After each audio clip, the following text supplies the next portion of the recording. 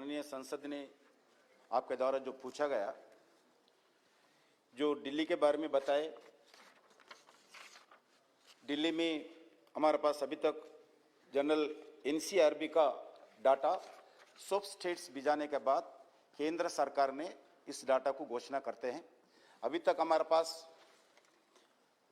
2019 का data ready है, वो घोषणा किया है। केंद्र सरकार के पास अलग डाटा नहीं रहते हैं। और दूसरा, हम पूरा एनसीआरबी का डाटा जो स्टेट गवर्नमेंट्स देते हैं उसके आधार पर हम घोषणा करते हैं, नंबर 1। नंबर 2, संसद ने पूछे 2014 के पहले क्यों नहीं बताए। मैं बताना चाहता हूं, सेडेशन केस के बारे में जब कांग्रेस सरकार थी, अलग कोई डाटा नहीं रखे हैं। वो पूरा जो आईपीसी क्राइम्स रिकॉर्ड्स रखते हैं उसमें ही मिलाकर रखे थे। हम गर्व के साथ बताना चाहते हैं, मोदी सरकार आने के बाद जो सेडिशन केसेस का अलग डाटा 14 के बाद हम ही अलग डाटा देश के सामने रख रहे। उससे पहले कोई डाटा नहीं रखे थे। कांग्रेस पार्टी छुप छुपाकर आईपीसी में ही रखते थे आप लोग।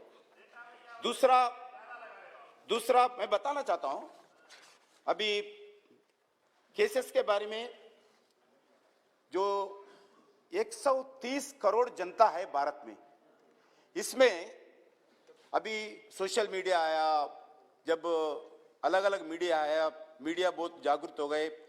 आजकल प्रजातंत्र के बारे में बहुत बड़ा भाषण भी देते हैं, मगर इसके बाद भी सेडिशन केसेस देश में बहुत कम है।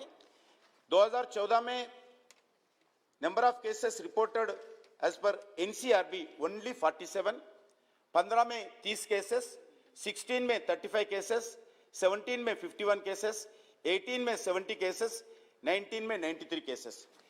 मैं बताना चाहता हूं, जो इस केसेस का भी केंद्र सरकार का डायरेक्ट कोई इन्वॉल्वमेंट नहीं रहते हैं।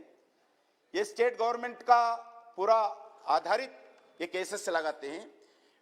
Maintaining the law and order हो, क्राइम आइडेंटिफिकेशन हो, क्राइम रजिस्ट्रेशन हो, क्राइम इन्वेस्टिगेशन हो, क्राइम प्रोसिक्यूशन हो, केसेस चार्जशीटिंग हो, केसेस ट्रायल कंप्लीटिंग हो, केसेस कन्विक्शन हो, पूरा रिस्पांसिबिलिटी स्टेट गवर्नमेंट के ऊपर वो रहते हैं।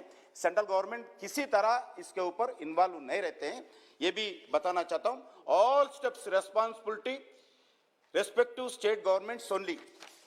इसलिए जो चार्जशीटिंग डालना, उनको कन्विक्शन रेट करना, वो पूरा स्टेट गवर्नमेंट आधारित है। जो स्टेट गवर्नमेंट रिपोर्ट देते हैं साल में कितना केसेस रिकॉर्ड किया है, कितना केसेस कन्विक्शन हो गया, कितना केसेस जो प्रोसिक्यूशन हो गया, सिर्फ केंद्र सरकार को एनसीआरबी के द्वारा हमारा रिकॉर्ड आप पार्लियामेंट के सामने रखते हैं। दूसरा, मैं बताना चाहता हूं, जो केंद्र सरकार दिल्ली के बारे में बताएं। दिल्ली में 2000 अभी तक जो एनसीआरबी का डाटा घोषणा किया है, 2019 का घोषणा किया है। अलग दिल्ली का क्वेश्चन नहीं पूछे, फिर भी मैं देना चाहता हूं, दिल्ली का क्वेश्चन कोई अलग नहीं पूछे इसमें, मगर दिल्ली का केसेस हुए। केरला कांग्रेस के जमाने में भी 2014 में केसेस था, 5 केसेस। और दिल्ली का मैं बताना चाहता हूं, इस साल का 19 का ओनली 1 केसेस, दिल्ली में ओनली 1 केसेस, 18 में 1 केसेस और 2016 में 2 केसेस। जब तक एनसीआरबी का डाटा घोषणा किया है, इसका आधारित मैं बताना चाहता हूं, अभी तक दिल्ली में कोई केसेस जैसा बता रहे वैसा कोई भी केसेस सेडिशन का केसेस नहीं है। और मैं बताऊंगा ये केसेस जिसके बारे में, जो इस एक्ट के बारे में आदरणीय सांसद पूछे। Committee on criminal law reforms under chairmanship of the vice chancellor, national law university Delhi, 5 फरवरी को 2020 को एक कमिटी गठन किया है केंद्र सरकार ने। Honourable home minister Amit Shah ji इस कमिटी के बारे में देश के सभी मुख्यमंत्रियों को, देश के यूनियन टेरिटरी को, सभी जुडिशियल ऑफिसर्स को, वेरियस यूनिवर्सिटीज को, लॉ यूनिवर्सिटीज को, लॉ इंस्टीट्यूट्स को इसका जो अमेंडमेंट करना चाहते हैं, इसके बारे में देश भर से सुझाव मांग रहे। चिट्ठी भी लिखी है आदरणीय गृह मंत्री अमित शाह जी। वो पूरा रिपोर्ट आने के बाद इस बारे में संसद चर्चा करके जो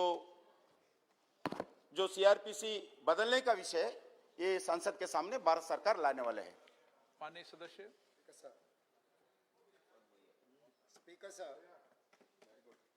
स्पीकर सर, गृह मंत्री जी ने टिल 2019 के इंफॉर्मेशन दे रहे हैं sir. I am asking 2019 to 2020, 2020 to 2021 till 26 January of 2021, क्योंकि ये किसान जो दिल्ली यूनियन माननीय सदस्य।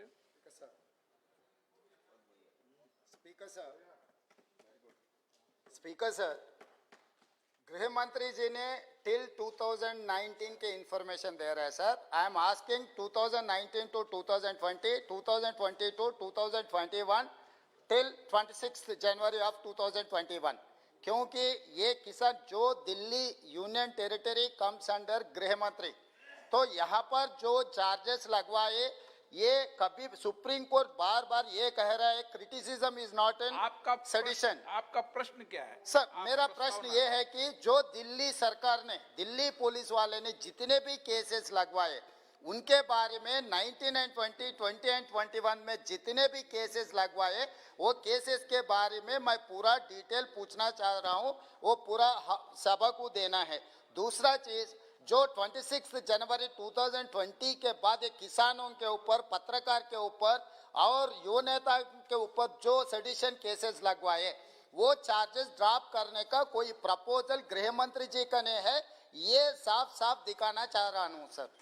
आप भी 2 लाइन में जवाब। मैं फिर बताना चाहता हूं, हमारा एनसीआरबी का डाटा 2019 का ही केंद्र सरकार के पास है। अगर आप दिल्ली के लिए अलग प्रश्न पूछे, युवा नेता के बारे में, हमारे लिए नेता नहीं है, युवा नेता के बारे में पूछिए, जरूर हम पूरा डिटेल्स आपको दे सकते हैं। Manish Tiwari ji.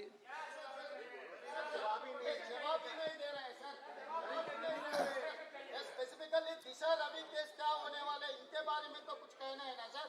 And the specific case also sir, he is not ready to reply my question. So मैं स्ट्रेट क्वेश्चन पूछा सर, आपके माध्यम से मैं गृह मंत्री जी से ये कहना चाह रहा हूँ, ये दिल्ली में जो किसान के आंदोलन है, वो टाइम में आप नहीं पूछना चाहते? मैं चार्जर वापस लेने का इरादा है नहीं है? आप Manish Tiwari. Thank you very much, Speaker Sir. Speaker Sir, the father of our nation, Mahatma Gandhi, had very famously described आप section. तो प्रस्तावना मत बनाओ, सीधा question. He had described section 124A as the prince of the political sections of the Indian Penal Code. The difficulty with section 124A, Speaker Sir, is that it makes the offense of alleged sedition punishable with life imprisonment. The fact that this particular section is abused, misused, and is used to chill free speech is demonstrated by the figures which the government has supplied. Now, if you look at the figures, in 2014, out of 47 cases registered, 1 conviction. 2015, out of 30 cases registered, 0 conviction. 2016, out of 35 cases registered, 1 conviction. 2017, out of 51 cases registered, 1 conviction. 2018, out of 70 cases registered, 2 convictions. 2019, out of 93 cases registered, 1 conviction.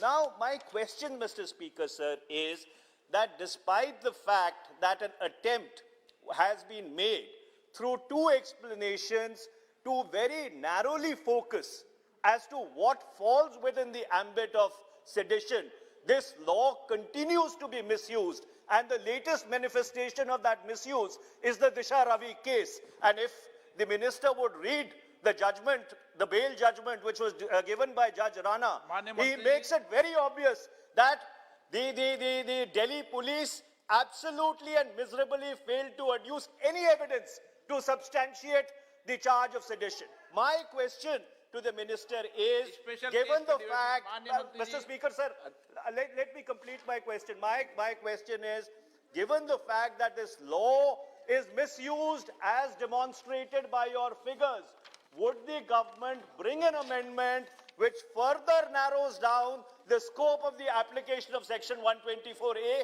That is my question, Mr. Speaker, sir. Sir, जो court में conviction के विषय पर court निर्णय लेते हैं, भारत सरकार court में कोई निर्णय ले लेते हैं। दूसरा, मैं कांग्रेस पार्टी से ये बताना चाहता हूं, जो मिसयूज के बारे में जितना कम बात करो तो उतना अच्छा रहेगा। आप मीसा में लोकनायक जयप्रकाश नारायण जी से लेकर अटल बिहारी वाजपेयी, एल.के. आडवाणी जैसे लाखों लोगों को आप मीसा के अंदर मिसयूज करके आप जेल में लगाए। आप जितना कम बात करो तो मिसयूज के बारे में उतना अच्छा रहेगा। कोई अधिकार कांग्रेस पार्टी को नहीं है डेमोक्रेसी के बारे में बात करने का। हम जरूर बताना चाहता हूं, आप टाडा के बारे में 1980 में आप टाडा के अंदर कितने लोगों को जेल के अंदर डाला, और मीसा के अंदर पत्रकारों को, ट्रेड यूनियन लोगों को, स्टूडेंट्स यूनियन लोगों को, राजनीतिक लोगों को, पत्रकारों को कितने अंदर जेल के अंदर डाला। कांग्रेस पार्टी का कोई अधिकार नहीं है। मीनाक्षी लेखी जी, मान्य सदस्य, इतनी आप बैठ जाइए। अध्यक्ष जी एक छोटी सी इंटरवेंशन है। मेरे मित्र जो आप खुद तो मुझसे पूछो, उनसे न पूछो। नहीं, जो बहुत हाँ मैं प्रश्न से पहले एक लाइन बोल दूं। ना, आप सभापति चैनल पे हो, आप मुझसे पूछो।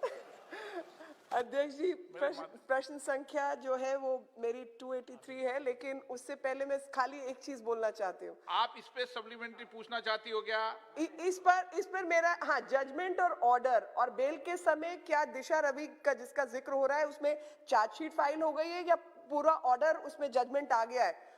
ये माननीय मंत्री जी बता दें कि जो अभी तक जमानत का ऑर्डर जो होता है वो जजमेंट होता है, या जमानत का ऑर्डर और जमानत के जो नियम है वो अलग होते हैं, और क्या उसमें चार्जशीट दाखिल होकर पूरा ऑर्डर आ चुका है जिसको ये लोग बात कर रहे हैं? अध्यक्ष जी, जो केस के बारे में बता रहे हैं उसका अंडर इन्वेस्टिगेशन है, उसमें कोई चार्जशीट नहीं है, कोई जजमेंट नहीं है। जनरल अभी अंडर इन्वेस्टिगेशन है, चार्जशीट अभी तक नहीं है। चार्जशीट होने के बाद, जजमेंट होने के बाद बात कर सकते हैं लोग। Question number 282, Shri Mitesh Patel, Shrimati Sharda Anil Patel.